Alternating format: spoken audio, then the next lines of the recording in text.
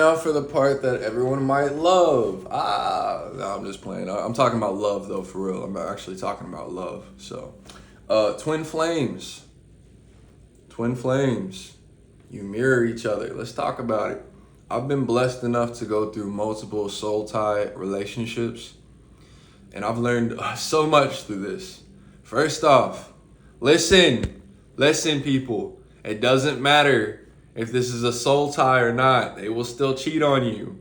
They will still abuse you. They will still treat you less than you're worth. I just want y'all to know that right now. I had to learn the hard way. All smiles, had to learn the hard way. Twin flame relationships. Let's talk about that type of soul tie relationship first. Normally, these relationships come to you when you're just waking up. Normally, these relationships come to you when love is the only thing that can change you, when love is the only thing that can make you understand more.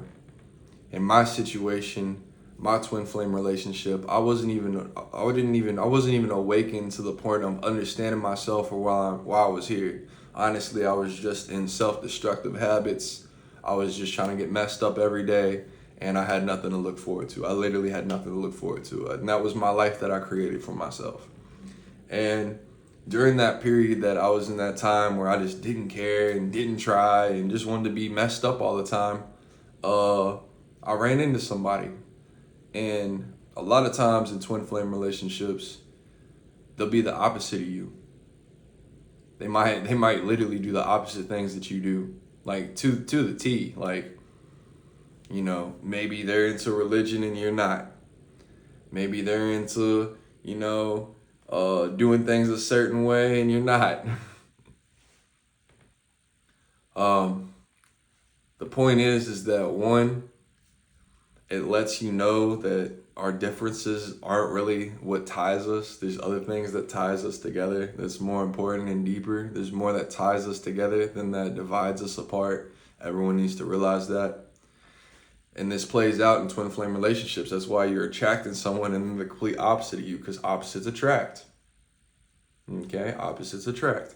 Now, a lot of times what happens in these twin flame relationships, you are mirrors of each other. You're reflecting each other in a way. You're both trying to find yourselves in that point in time.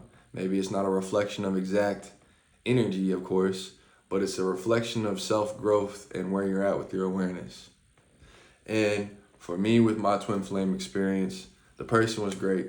She was awesome. She did nothing wrong. In that experience, in that relationship I had, that person did nothing wrong. But through the relationship, for me, it taught me to love myself. While I didn't even love myself, I didn't even want me, but she wanted me. And when you start to understand stuff like that, you're like, wow, I do have value, I do have worth. And you start building off that. And I just kept building and never stopped. But for her in that relationship, I realized that I didn't love myself. And I realized that she loved me more than I even loved myself. And I realized that if I'm going to love someone else, I need to learn how to love myself first. So that twin flame relationship woke me up to realize how valuable I am, how much my worth really is. And I broke up with her. And that's normally what happens in twin flame relationships. One chases and one runs away. We stayed together for a long time to the point that, opposites attract, boom, boom, boom, and now one's running away and one's chasing. And sometimes the story continues, and some people just don't want to let go of people. Some people are too emotionally attached, to understand that this person was only here to teach you this thing to help you move on. But some people, sometimes they choose to stay with that person. That's great. Being able to grow with somebody is amazing. It's beautiful. It's rare. But it's normally not the case. Normally people aren't growing together, or else people would be staying together a lot more. Divorce rates wouldn't be so high. People aren't worried about growing together. They're worried about their status. They're worried about how they look. They're worried about if their needs are being met.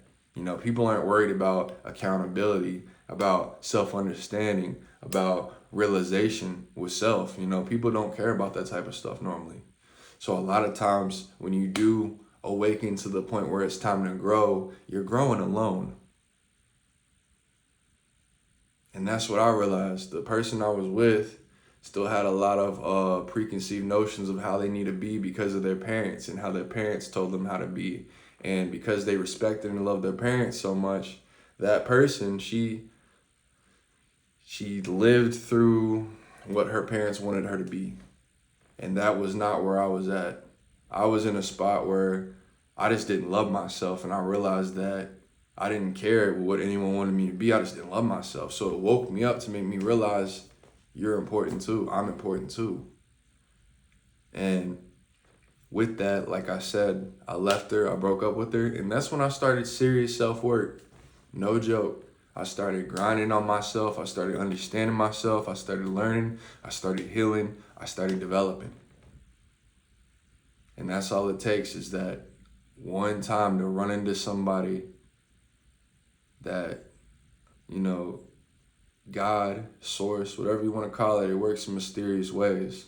And it uses love to teach us a lot, through family members, through friends, through relationships.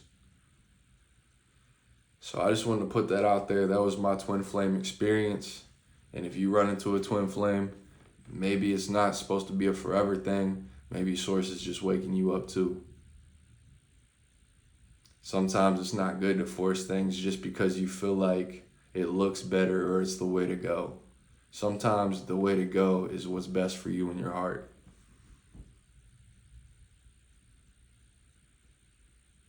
It's all love, everybody. That was my twin flame experience, and I hope it helped you understand twin flames a little more. I'm out.